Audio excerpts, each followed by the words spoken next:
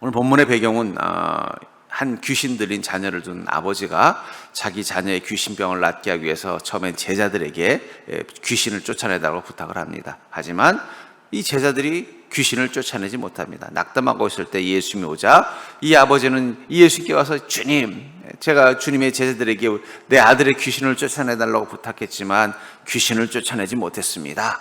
이 말을 듣고 예수님이 실망하셔서 이 어리석은 세대여, 내가 언제까지 너희랑 함께 해야 되냐? 그러면서 내가 너의 귀신을 쫓아내겠다 했더니 주여, 쫓아낼 줄 믿습니다. 할 수만 있으면 이 귀신을 쫓아내 주시옵소서 했더니 주님이 할 수 있거든이 무엇이냐? 믿는 자에겐 능치 못함이 없다 하자 그 아버지가 믿습니다. 나의 믿음 없음을 도우소서 하고 그때 귀신이 쫓겨나갔다 하는 것입니다.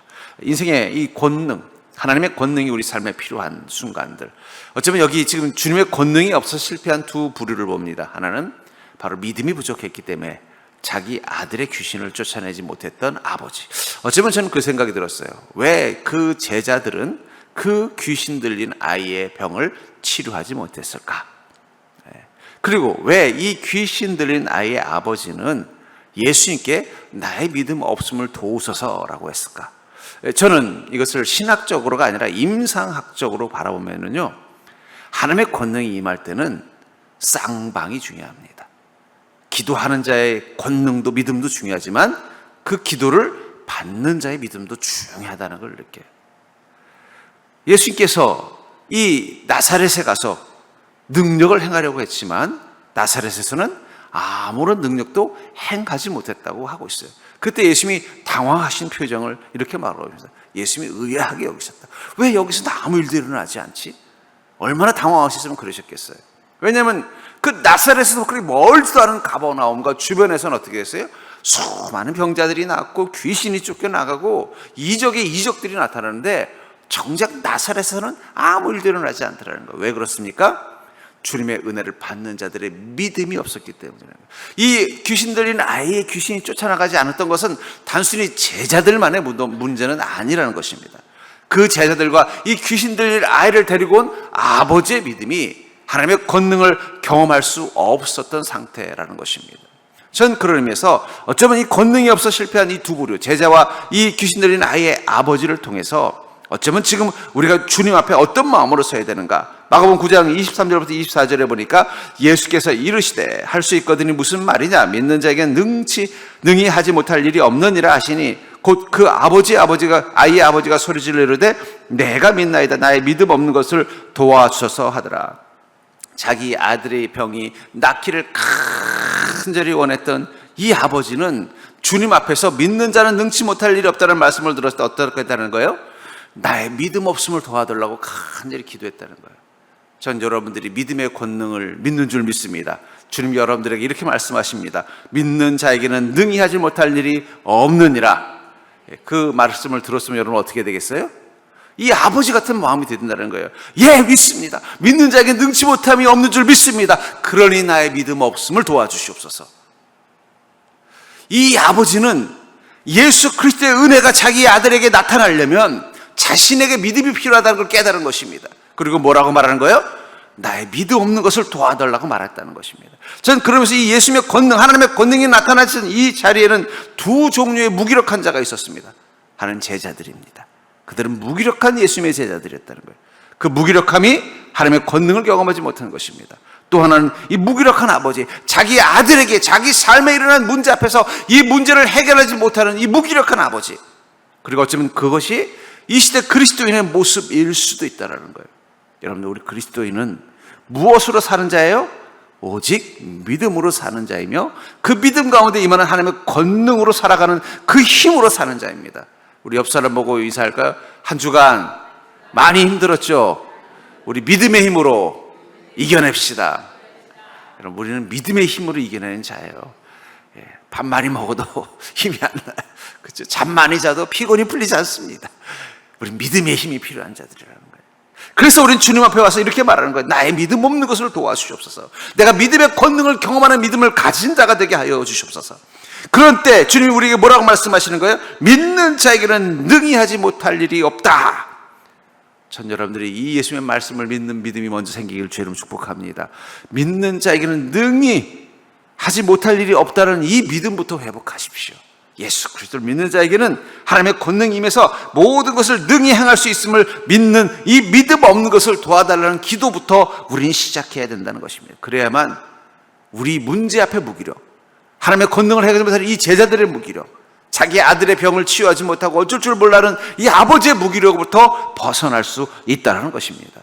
그런 의미에서 인생의 문제 앞에서 이 무기력한 나를 벗고 하나님의 권능으로 나아가는 믿음이 되려면 우리는 어떤 믿음으로 주님 앞에 서야 될까요? 저는 이 아버지가 나의 믿음 없는 것을 도와달라고 고백했을 때 그가 외쳤던 그 믿음의 특징이 무엇인지를 깨닫고 여러분들이 예수님께서 말씀하신 믿는 자에게 능치 못할 일이 없는 그 삶을 경험하는 자가 될 수 있기를 주의 이름으로 축복합니다. 먼저 우리에게 필요한 것은 권능 있는 믿음을 유지해야 된다는 거예요. 여러분, 믿음도 컨디션이 중요합니다. 16절에 보니까 내가 주의 제자들에게 데리고 왔으나 능히 고치지 못하더이다. 여러분, 제자들이 이 아버지가 예수님께 와서 뭐라고 그래요? 예수님 제자들에게 이 귀신들인 아이를 데리고 왔지만 고치지 못했습니다. 그럼 한번 여러분 생각해 봅시다. 왜 이 아버지는 예수님께 직접 데리고 오지 않고 제자들에게 데려왔을까요?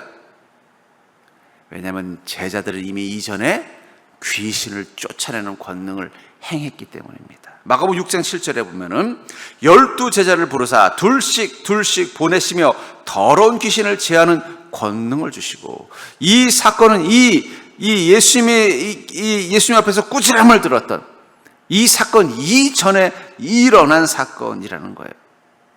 이미 예수님은 제자들에게 무엇을 주셨다고요? 귀신을 제하는 권능을 주셨다고 말하고 있는 것입니다. 그리고 12절에 보니까 제자들이 나가서 회개하라 전파하고 많은 귀신을 쫓아내며 많은 병자에게 기름을 발라 고치더라. 왜 이 아버지는 예수님이 아니라 제자들에게 귀신 들린 아들을 데려왔느냐?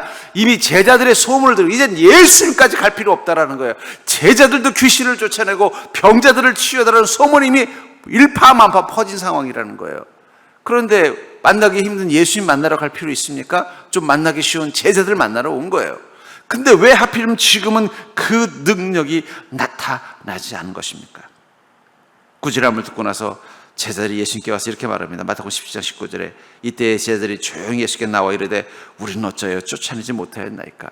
여기 조용히라는 말은 되게 창피하고 멋쩍어서 그런 것 같아요. 기가 팍 죽어서 주님 저희는 왜 못 쫓아냈죠? 그 말은 뭐예요? 왜 옛날엔 쫓아내는데 왜 지금은 안 되냐는 거예요.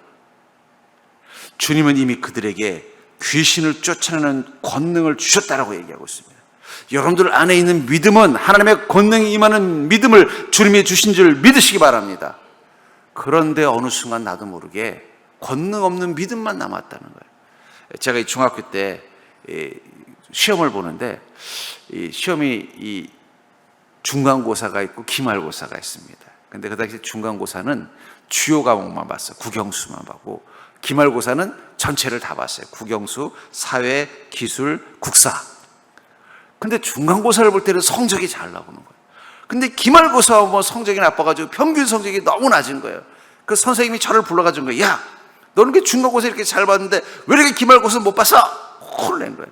그래서 제가 이상한 거예요. 왜 내가 중간고사는 잘 봤는데 기말고사 못 봤나 봤더니 국영수는 성적이 좋은데 사회기술 국사가 성적이 형편없는 거예요. 이유가 뭔가 봤더니 이건 사회기술 국사의 공통점이 뭐냐? 외우는 거예요. 저는 외우는 걸 별로 좋아하지 않아요. 머리는 이제 빨리 돌아가니까 막 이해하고 막 이런 거는 잘하는데 이걸 그냥 달달달 외워야 되는 거예요. 뭐 태종, 태월상, 태세, 문단세 이런 걸 외워야 되는 거는 별로 좋아하지 않는 거예요. 외우려고 마음만 먹으면 외우지만 그걸 좋아하지 않는 거예요. 그러다 보니까 어떻게 돼요? 국영수를 보는 중간고사 때는 성적이 그냥 반에서 아주 높은 거예요. 근데 이 기말고사만 보면은 이 사회기술 국사가 점수를 깎아먹어가지고 중위권밖에 안 되는 거예요.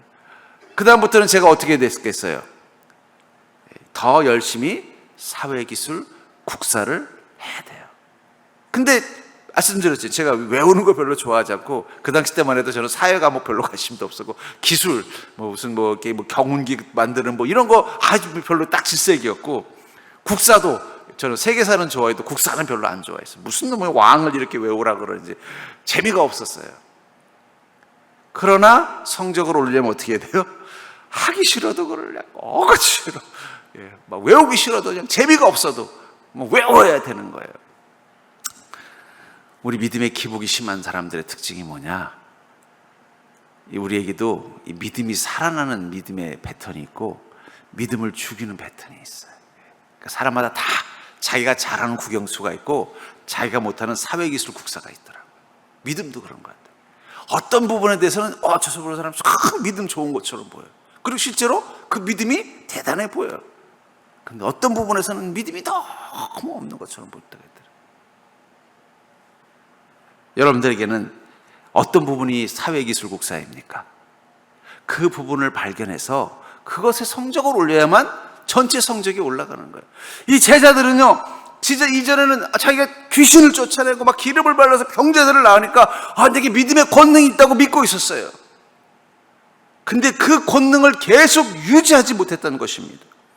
왜냐하면 자신의 믿음의 약점이 무엇인지를 몰랐기 때문에.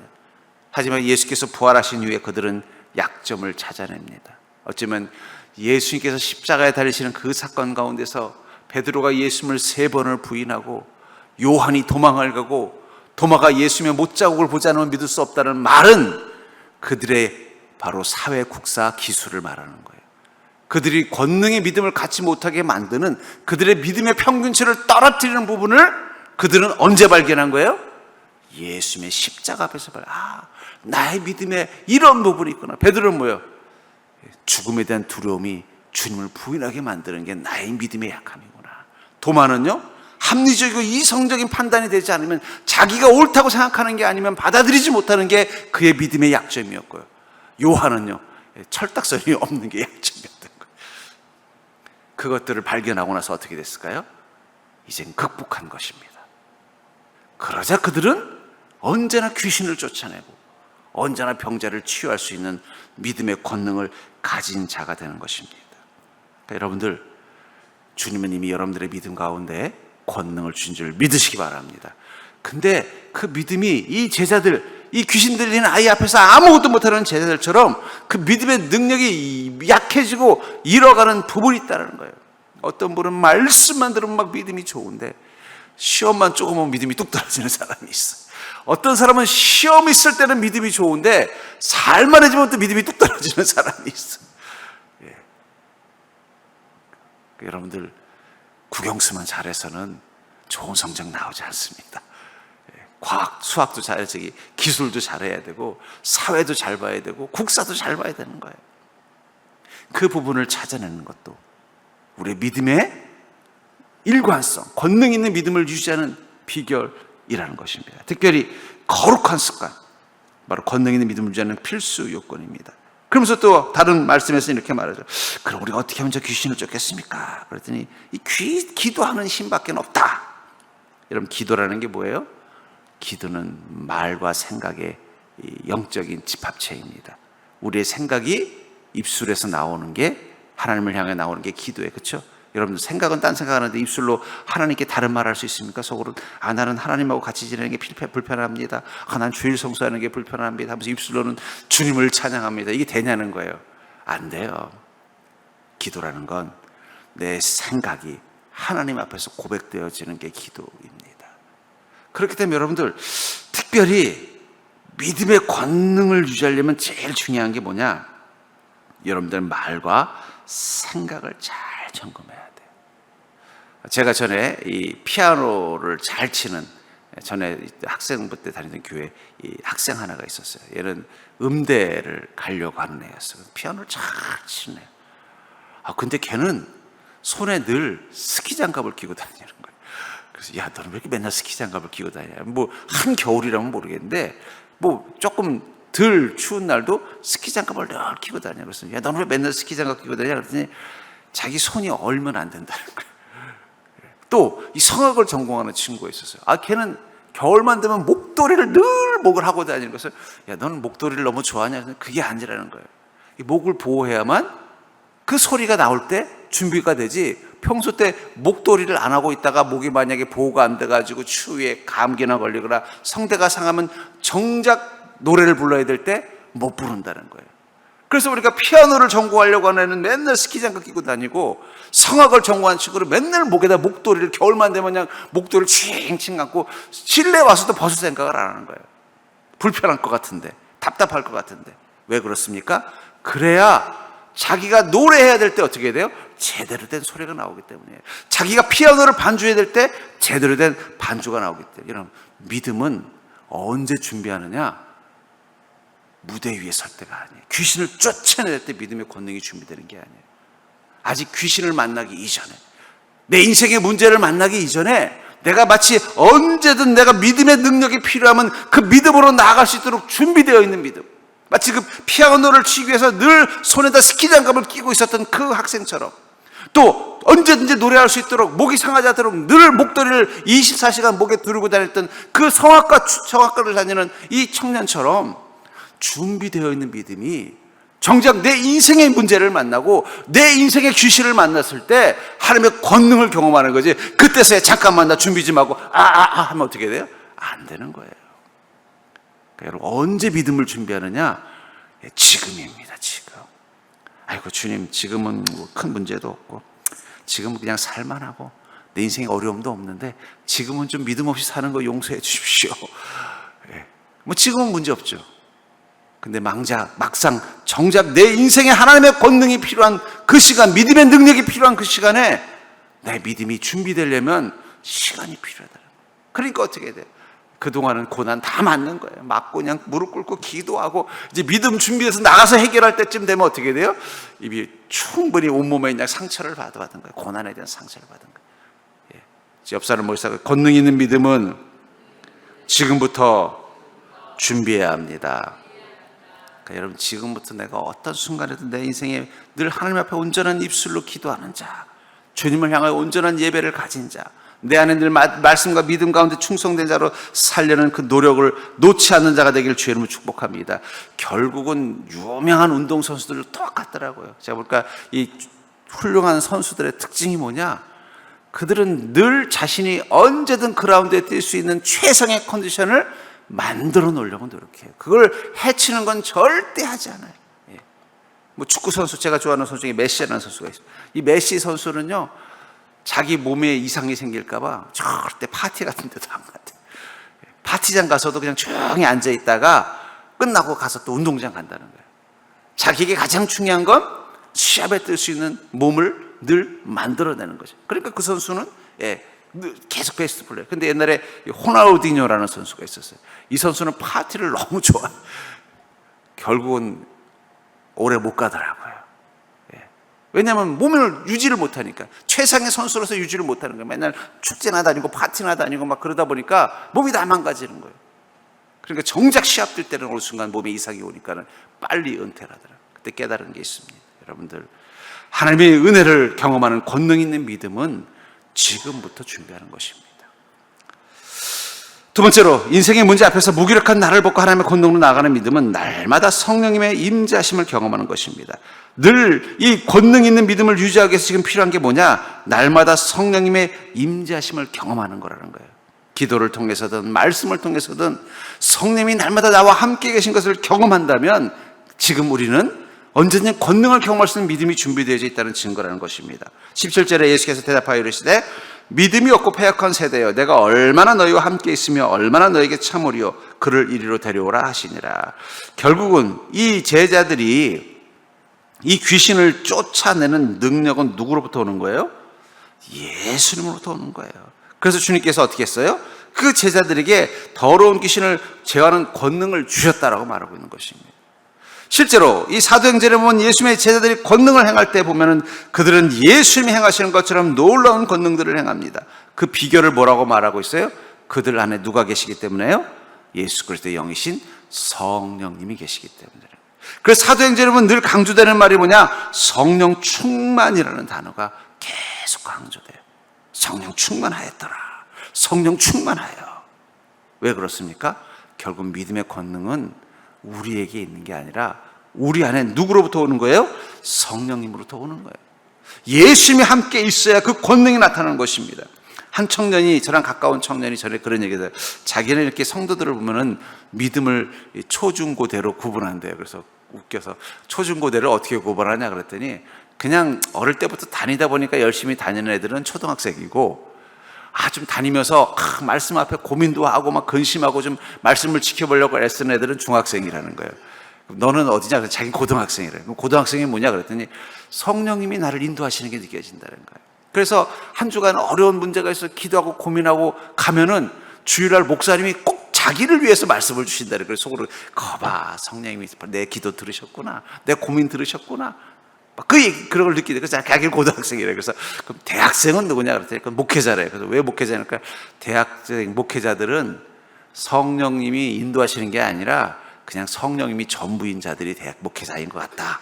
그래서 이놈이 그래도 뭔가 볼 줄 아는 놈이구나 하면서 제가 웃었던 적이 있습니다. 맞는 것 같아요. 초등학교 믿음은 뭐예요? 그냥 열심히 어릴 때부터 다녔으니까 습관을 따라서 가긴 오는데 아무것도 없는 거. 그냥 그래 뭐 어릴 때도 다녔으니까, 엄마 아빠가 다니라고 하니까, 엄마 아빠도 다녔으니까. 그러다가 이제 중학생 믿음이 되면 뭐예요? 내가 이렇게 살아도 되나? 말씀대로 좀 살아야 되는데 막 고민을 좀 하기 시작한다는 거예요. 근데 힘든 거예요.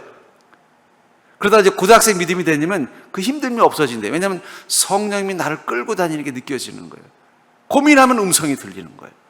또 내가 하나님 앞에 순종하지 않으면 말씀으로 나를 꾸짖는 게 느껴지는 거예요. 설교 들으면 목사님, 하나님이 목사님 통해서 나한테 좀 뭐라고 하시는 거예요. 그럼 정신 차리고 또 가서 어떻게 해요? 자기를 바꾸며 가는 거예요. 성령의 이끄심을 경험하는 게 이 고등학교라는 거예요. 그러니까 대학생 되면 어떻게 된다고요?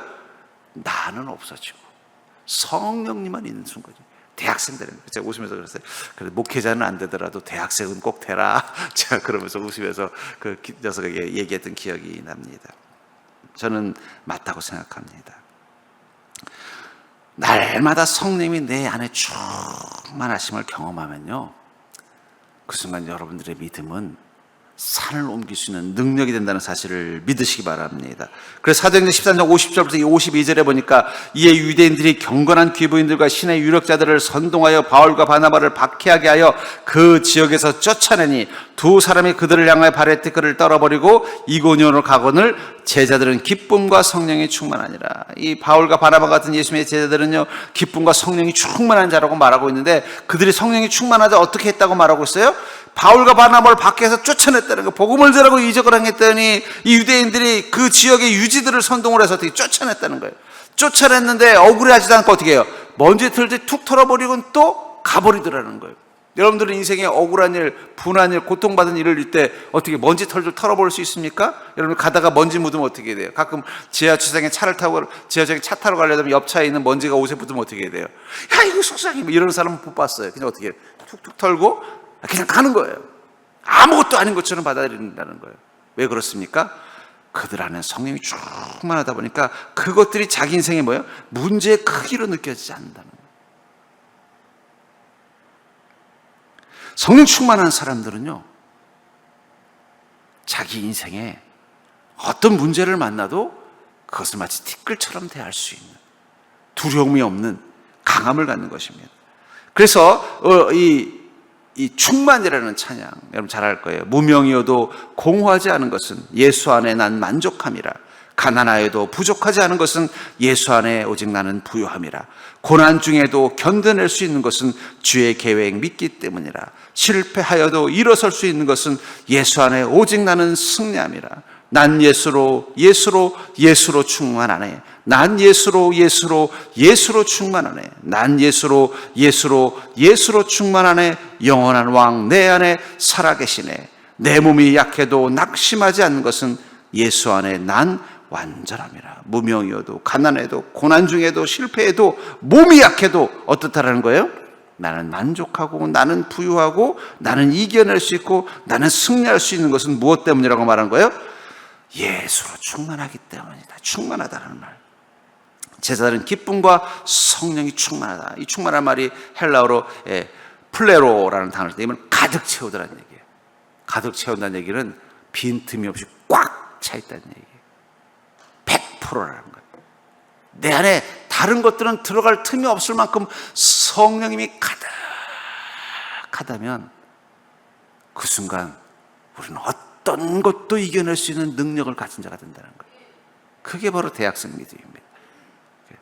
전 여러분들이 그 예수로 충만한 믿음 가진 자가 될 수 있기를 주의 이름으로 간절히 축원합니다. 그래서 베드로가 뭐라 그래요? 앉은뱅이를 보고 나는 은과 금은 내게 없거니와. 진짜 은과 금이 없어서 그렇게 말한 것이 아닙니다. 예수의 이름에 비하면 은과 금은 아무것도 아니라는 거예요. 예수의 이름에 비하면 은과 금은 아무것도 아니라는 거예요. 왜냐하면 나는 예수로 충만하기 때문에, 예수의 가치를 아는 자이기 때문에, 은과 금은 아무것도 아니기 때문에 어떻게 돼요? 예수 이름을 믿는 믿음으로 나간다는 것입니다. 믿음의 가치를 아는 거예요. 여러분들, 우리 시대는 철기 사회잖아요. 철이 얼마나 흠합니까? 근데 여러분, 옛날에 그 청동기 시절에는요, 철이 얼마나 귀했는지 철이 금보다 비쌌대요. 그래서 철이 화폐를 썼대요. 당신 철 1kg 그럼 뭐 비쌌다는 거예요. 요즘 같으면 철 1kg가 그렇게 비쌉니까? 왜 안 비싸요? 흔하기 때문입니다. 흔하기 때문에. 예수의 이름만 내 안에 충만하면 여러분들의 인생에 귀하다고 여기는 것들이 마치 그 철기처럼 아무것도 아닌 것처럼 느껴지는 그 힘, 그것이 어떻게 된다는 거예요? 나는 예수로 만족하고, 난 예수로 부유하고, 나는 예수의 계획을 믿고, 나는 예수로 승리한다는 거예요. 영원한 왕 내 안에 살아계시기 때문에 예수 안에서 나는 완전해진다는 것입니다. 전 그러면서 성령 충만한 시간은 위대한 시간입니다. 여러분들이 예수로 충만해지는 순간, 내 안에 아무것도 의미가 없어지고 오직 예수님만이 내 안에 계신 것이 가장 중요하고, 그것을 경험하는 그 순간 위대한 일이 납니다. 성령 충만한 나를 위해서 하늘을 움직이시는 거예요. 하늘. 여러분, 우리는 하나님이 나 한 사람을 위해서 이 세계를 움직이는 것을 경험할 수 있는 자라니까요. 저 기적이 뭐라 그랬어요? 하나님이 사랑하는 자를 위해서 자연의 법칙을 깨고 들어오신 흔적이 기적이라고 그랬죠. 근데 하나님은 그 한 사람을 위해서 그 법칙을 깨는 거예요, 여러분들. 이 사르반 여인, 이 쌀독에 쌀이 떨어지지 않게 하기 위해서 한번 비워진 쌀은 다른 쌀을 채워줘까지는 안 채워줘야 되는데 채워지게 하셨잖아요. 그럼 한번 물어볼게요. 그 사르반 여인이 쓰던 그 항아리를 똑같이 만드는 비법으로 만들면 그 항아리에는 늘 쌀이 채워집니까? 절대 안 채워져요. 그 항아리에 쌀이 채워진 건 그 항아리가 특별해서가 아니라 그녀의 믿음이 어떻기 때문이에요? 충만했기 때문에 가능했다는 거예요. 그러니까 여러분들, 성령 충만이라는 건 나 하나를 위해서 하나님이 세상을 움직이는 것을 경험하는 것입니다. 그것을 경험하는 그 기쁨이 있다는 거예요. 전 여러분들 그 성령 충만한 기쁨을 누리는 자가 되기를 주님으로 축복합니다. 그러니까 왜 우리가 성령 충만함을 삼아냐? 왜 사도행전은 계속해서 이 성령 충만이라는 단어를 쓰느냐? 그래서 스데반 지사님을 성령 충만한 자라고 말하고, 빌립 지사님을 성령 충만한 자라고 말하고, 초대교회 성도들을 성령 충만한 자라고 말하자면, 성령 충만하다는 건 그들의 믿음이 하나님의 권능을 경험할 수 있는 준비된 믿음이라는 뜻이었고, 그들은 실제로 그 믿음 가운데 무엇을 경험한 거예요? 하나님의 권능을 삶 속에서 경험하는, 하나님이 그 한 사람을 위해서 그의 세계를 움직여주는 그 은혜를 누린 것입니다. 전 여러분들이 가지고 있는 그 믿음이 그런 능력 있는 믿음이라는 사실을 믿으시기 바랍니다. 그러려면 우리 안에 무슨 고백이 있어야 돼요? 나는 은과 금은 없어도 나에게 있는 건 오직 예수 그리스도가 전부라는, 난 예수로 충만합니다라는 고백을 할 수 있는 자가 되기를 주의 이름으로 축복합니다. 그러니까 여러분들이 여러분의 인생에 결핍, 어려움, 고난 있을 때 제일 먼저 채워야 되는 건 뭐예요? 사르반 여인의 믿음을 채워야 되는 것처럼 예수로 충만한 성령 충만함을 경험해 보십시오. 지금 내 인생에 문제가 생겼어요. 어려움이 생겼어요. 해결할 주님의 능력이 필요한 시간이 생겼어요. 그런데 어느 날 갑자기 내 마음에 기쁨이 오고 평안이 오고 성령님이 내 안에 가득 부어지는 것 같고, 난 예수로 충만하네, 이 찬양이 자연스럽게 나온다면 때가 된 것입니다. 어떤 때요? 주님의 권능이 나타날 때가 된 거예요. 걱정할 필요가 없어요. 여러분들이 성령 충만함만 경험하면 여러분들의 인생에 비어진 항아리는 주님의 은혜가 채워지는 것입니다. 여러분들의 인생의 문제는 믿음의 권능이 해결하는 것입니다. 중요한 건 내가 성령 충만한 믿음, 권능을 경험할 수 있는 믿음으로 준비되는 것입니다. 전 여러분들이 그 성령 충만한 믿음을 사모하는 자가 되길 주님을 축원합니다. 제가 제일 속상한 게 뭐냐? 성령 충만함을 사모하는 마음을 잃어버렸다는 거예요. 제가 아까 뒤에서 우리 성도님들 보면서 기도하면서, 아이고 주님, 금요 예배 좀 채워달라고 제가 기도한 지가 몇 년인데 여전히 인구 변동이 별로 없게 하셨습니까? 예, 그랬더니 주님이 그러는, 야, 여기 온 사람들 다 힘들어서 주님의 은혜 아니면 못 살기 때문에 온 거야. 그럼 여기 많이 찬다는 얘기는 다 못 살겠는데 그거보다 낫지 않냐, 이런 마음을 저에게 주시더라고요. 그래서 그 말도 일리가 있네요. 그래요. 우리 성도들이 다 힘들어서 꽉 채우면 그것도 좋은 건 아니잖아요. 다 못 살겠어서 주님 찾으면 그건 좋은 게 아니잖아요. 근데 또 가만히 생각해 보니까 어쩌면 그래서 그런 것 같아요. 여러분들, 아유, 주님 은혜가 아니면 못 살아서 주님이 오는 걸로만 우리가 주님과 함께 동행한다면 우리는 주님의 권능을 다 경험하지 못합니다. 성령 충만한 기쁨을 사모해서 보이는 자가 되십시오. 저 이 자리가 주님의 은혜가 아니면 못 사는 자뿐만 아니라 성령 충만함을 너무 사모해서 모이는 자들이 가득한 자리가 될 수 있기를 주의 이름으로 축복합니다. 이 자리는 주님의 은혜가 지금 당장 필요해서 삶에 문제가 많아서 이 마치 이 귀신 들리는 아들을 둔 아버지 같은 사람만 모이는 곳이라면 그것도 꼭 좋은 건 아니에요. 그렇잖아요. 우리 성도들이 다 인생에 문제가 많아서 오면 그것도 어떻게 감당합니까? 그래도 좋은 일 있고 살만해서 좀 여유가 생기는 것도 좋죠. 그것 때문에 모이는 자리가 아니라 저는 예수로 충만한 인생을 살고 싶습니다. 성령 충만함의 기쁨을 누리고 살고 싶습니다. 그게 너무 좋아서 그렇습니다. 그런 자리로 바뀔 수 있기를 여러분 함께 기도하시기를 주님 축복합니다. 그럼 여러분들부터 먼저 마음 바꾸세요. 하나님, 저 좀 살려주세요가 아니라 아이고 하나님, 저는 주님 만나야 살아요. 이런 마음으로 달려올 수 있게 해달라고 기도하는 자 되기를 주님 축복합니다. 세 번째로 무기력한 나를 벗고 하나님의 권능으로 나아가는 믿음은, 하나님의 권능은 산과 겨자를 같은 크기로 만든다는 거예요. 우리가 왜 권능 있는 믿음을 가져야 되느냐? 그 믿음이 무엇을 만든다고요? 산과 겨자를 같은 크기로 만든다는 것입니다. 20절을 보시면 이르시되 너희 믿음이 작은 까닭이니라. 진실로 너에게 이르노니 만일 너에게 믿음이 겨자씨 한 알만큼만 있어도 이 산을 명하여 여기서 저기로 옮겨지라 하면 옮겨질 것이요 또 너희가 못할 것이 없느니라. 여기 겨자씨 한 알만한 믿음. 제가 이 말씀을 문장하면서 그러면 도대체 겨자씨 한 알만한 믿음이 뭘까? 근데 제가 깨달은 게 있습니다. 믿음은 겨자씨 한 알만한 믿음이 있고 겨자씨 두 알만한 믿음이 있고 호박씨만한 믿음이 있을까요?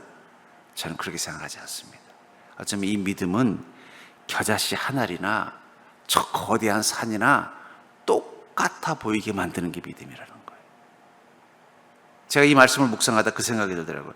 어쩌면 주님 말씀하신 이 겨자씨 한 알만한 믿음이라는 건 너의 눈에 믿음의 눈으로 뜨고 보니까 너의 인생의 태산처럼 보이던 그것이 겨자씨 한 알처럼 보이게 만드는 능력, 그게 믿음이라는 걸 말씀하고 있는 것이 아닌가.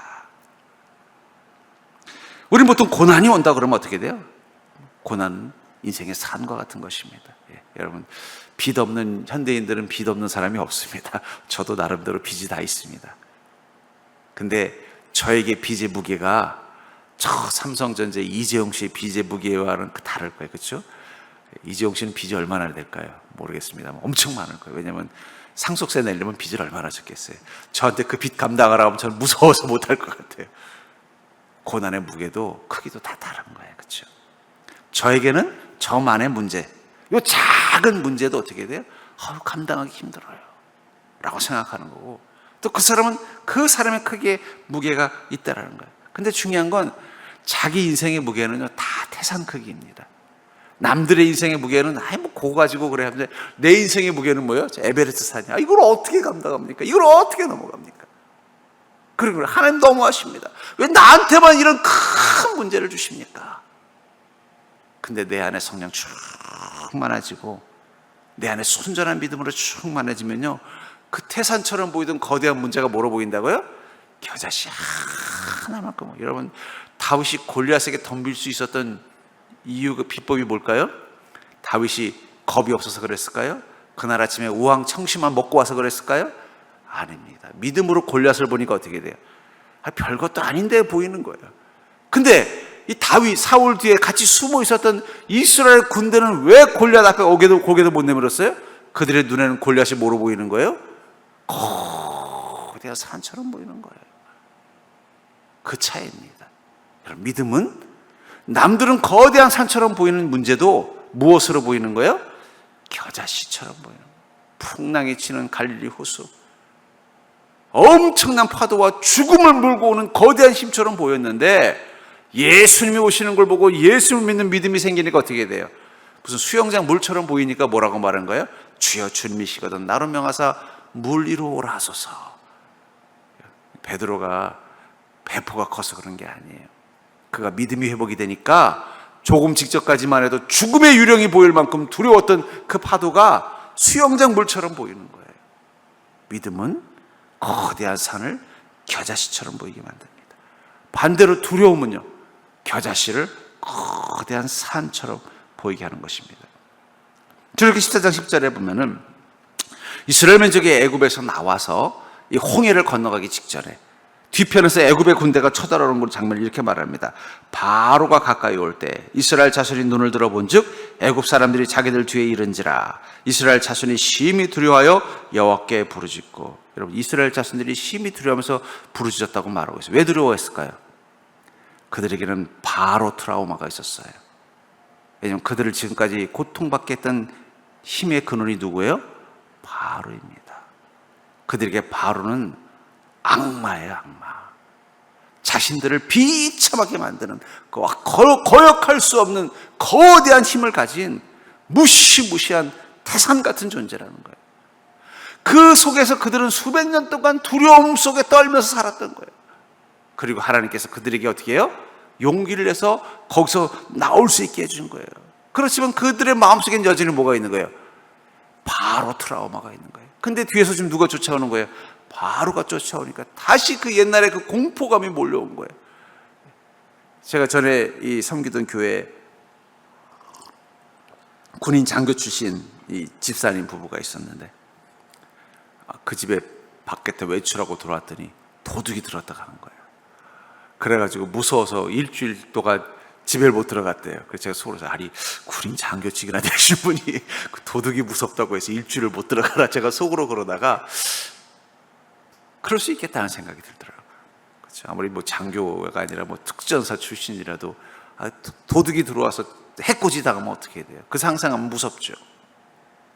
이 애굽에서 오랫동안 있었던 이스라엘 민족에게는 이 바로는 그냥 바로로 보이는 게 아니라 거대한 자신들의 인생에는 크게 두려움이 되는 그 산과 같은 존재가 느껴졌던 거예요. 어쩌면 하나님께서 이 10개의 재앙을 내리신 이유는 단순히 바로의 완고한 마음을 무너뜨리는 것도 있지만 이 두려움에 가득했던 이스라엘 민족에게 무엇을 깨닫게 하는 거예요? 하나님 앞에서 저 바로는 아무것도 아니라는 것을 알게 하려고 하셨다는 거예요. 그런데 그 10개의 재앙을 통해서 바로가 끊임없이 초라해지는 것을 옆에서 봤기 때문에 그들은 용기를 내서 어떻게 된 거예요? 모세를 따라서 나온 거예요. 따라서 나왔는데도 여전히 그들의 마음에 뭐가 있는 거예요? 바로에 대한 공포심이 있었는데 바로가 쫓아온다는 말을 듣자니 그 순간 패닉에 빠진 거예요. 하나님께서 어떻게 하셨어요? 이제 마지막 그들의 마음속에 있는 이 두려움을 무너뜨리기 위해서 홍해를 가르십니다. 홍해를 가르고 이스라엘 민족이 지나가게 만들어요. 그냥 단순히 이스라엘 민족을 지나가게 만드는 것만이 목적이었다면은 이스라엘 민족이 지나간 다음에 홍해를 닫았으면 좋았죠. 근데 하나님 그렇게 하지 않으셨어요. 이스라엘 민족이 지나가고 뒤에 짙은 안개가 끼게 만들어요. 바로의 군대가 보니까 아무리 달려도 어떻게 돼요? 이스라엘 사람들이 없는 거예요. 계속 달리다 보니까 좀 지형이 이상해진 것 같아요. 야, 이거 이상하다. 물 한가운데 온 걸 깨달은 거예요. 겁을 먹고 도망가려고 하는 순간 어떻게 돼요? 홍해물이 닫혀서 그들을 다 수장시켜버립니다. 그것을 물 바깥에서 본 이스라엘 민족의 마음속에 그때서야 그들의 마음속에 있는 트라우마가 사라졌을 거예요. 여러분, 우리 안에도 다 바로가 한 명씩 있습니다. 인생의 두려움. 그 문제만 터지면 아무리 믿음이 있는데도 그 문제만 터지면 그냥 오금이 저려서 아무것도 못하게 하는 우리 안에 다 바로가 한 마리씩 있다는 거예요. 믿음이 있다고 하는데 주님을 따라간다고 하는데도 내 인생에 그 바로 같은 문제만 터지면 어떻게 돼요? 믿음 없는 자처럼 무기력해진다는 거예요. 그런 우리를 향해 주님 뭐라고 말씀하세요? 너는 믿음의 눈을 뜨고 너의 바로를 보라고 말씀하신다는 거예요. 무엇으로 보이니? 감당할 수 없는 거대한 산으로 보이니? 아니면 작은 겨자씨 하나로 보이니? 네가 나를 온전히 믿는 믿음을 가지고 바라보면은 그 순간 너는 도저히 해결할 수 없던 이 문제만은 나는 어떻게 할 수 없다고 생각했던, 믿음으로도 감당할 수 없다고 생각했던 그 문제가 아무것도 아닌 것을 보게 하실 거라고 말씀하고 있는 것입니다. 여러분, 믿음은 제일 먼저 우리 가운데 어떤 능력을 주느냐? 우리 인생의 바로, 그것만 만나면 공포에 사로잡히고 그것만 만나면 거대한 산처럼 보이는 그 인생의 그 바로가 겨자씨처럼 작고 아무것도 아닌 것처럼 느껴지게 만들어주는 게 믿음의 권능의 시작이라는 거예요. 그러니까 어떻게 돼요? 아까도 말했잖아요. 다윗이 골리앗과 싸울 수 있었던 것은 다윗이 단순히 용맹해서가 아니에요. 다윗이 그날따라 유황청심을 먹고 심장이 튼튼해서 그런 게 아니라 하나님이 그 순간 그 골리앗을 어떻게 보이게 한 거예요? 싸울 만한 존재, 하나님의 권능이면 아무것도 아닌 작은 겨자씨처럼 보이게 해줬기 때문에 그건 나간 것입니다. 그러니까 여러분들의 인생의 그 바로가 무엇입니까? 여러분들의 인생을 두렵게 하는 그 문제가 무엇입니까? 기도하십시오. 뭐라고요? 제가 그 문제가 겨자씨만큼 작은 것으로 보이는 믿음을 갖게 해주옵소서. 내가 어느 순간 뜨겁게 기도하고 성령 충만했더니 아유 뭐 내가 이런 걸 가지고 겁을 먹고 그래? 라는 생각이 들면 여러분들이 승리하는 날만 남은 거예요. 이길 수 있다는 뜻입니다. 하나님은 감당할 수 있도록 작게 만들어서 이기게 하는 거지, 감당할 수 없는 거대한 적 앞에 무조건 두려움 가지고 싸우게 하라고 명령하시는 게 아니라는 거예요. 그런 의미에서 여러분들, 이 아까 말한 그 아버지, 나의 믿음 없음 도우소서, 우리 안에 낙심, 불가능하다는 생각, 그 마음을 어떻게 하는 거예요? 예수님이라면 가능할 겁니다. 가능합니다. 예수님이라면 됩니다. 예수 믿는 믿음이라면 충분히 가능합니다. 이 마음으로 바꿔달라고 기도하는 것입니다. 우리 안에 예수님으로도 어쩔 수 없는 것들이 있다는 생각이 어느 순간 이 제자들과 이 아버지의 마음속에 스며든 것처럼 우리 안에 스며든 부분은 있지 않습니까? 이제 믿음의 눈을 크게 뜨고 보십시오. 오늘부터 그건 생각도 하기 싫은 인생의 바로가 무엇입니까? 그것만 생각하면 큰 산처럼 느껴지는, 거대한 파도처럼 느껴지는, 무시무시한 골리앗처럼 느껴지는 그 바로에 해당되는 게 무엇입니까? 오늘부터 믿음의 눈을 뜨고 그걸 보게 해달라고 기도하십시오. 겨자씨만큼 작게 보일 때까지 믿음의 눈을 뜨고 그 문제를 보는 자 되게 해달라고 기도하십시오. 그러다 어느 순간 겨자씨처럼 작아 보인다면 여러분들 예수 그리스도의 이름으로 선포하십시오. 그럼 그건 아무것도 아니게 되는 것을 보게 될 줄 믿습니다. 그런 의미에서 어쩌면 주님은 지금 이 제자들의 믿음을 테스트하는 거예요. 아마 주님께서 그냥 놔뒀을 거예요. 야, 너희들 그래가지고 권능 행하겠냐? 그래가지고 귀신 쫓아내겠느냐? 그렇지 않아도 보니까 제자들의 믿음이 흐트러진 게 보였을 것입니다. 속으로는 아휴 저것들 그냥 내가 그렇게 가르쳐줘도 안 되는구만 속상했을 것 같아요. 그러니까 화가 나서 어떻게, 내가 언제까지 너희 옆에 있어야 되냐? 주님은 기다리고 계신 거예요. 그들이 스스로 깨달을 때까지, 주님이 없어도 그 온전한 믿음으로 주님과 동행하는 자가 될 때까지 기다리는 것입니다. 저는 그러면서 지금 하나님은 우리 인생의 광야에서 우리를 테스트하십니다. 신명기 8장 2절에 보니까 내 하나님 여호와께서 이 40년 동안에 내게 광야길을 걷게 하신 것을 기억하라. 이는 너를 낮추시고 너를 시험하사 내 마음이 어떠한지 그 명령을 지키는지 지키지 않는지 알려 하심이라. 어쩌면 그 광야가 언제 끝날까요? 내가 깨달을 때예요. 야, 이 광야, 죽을 것 같은 그 시간들 예수님과 함께 동행하니까 아무것도 아니네. 이걸 깨달아야 광야가 끝나는 지점을 만나는 거예요. 그걸 깨닫지 못하면 계속 어디로 가요? 계속 또 다른 광야로 들어가야 되는 거예요. 하나님 기다리고 계시는 거예요. 여러분들의 믿음이 업그레이드 되길 기다리고 계십니다. 권능 있는 믿음으로 업그레이드 되길 기다리고 계신다는 거예요. 그래서 계속 여러분들의 인생의 광야 가운데서 여러분들이 헤매게 놔두시는지도 몰라요.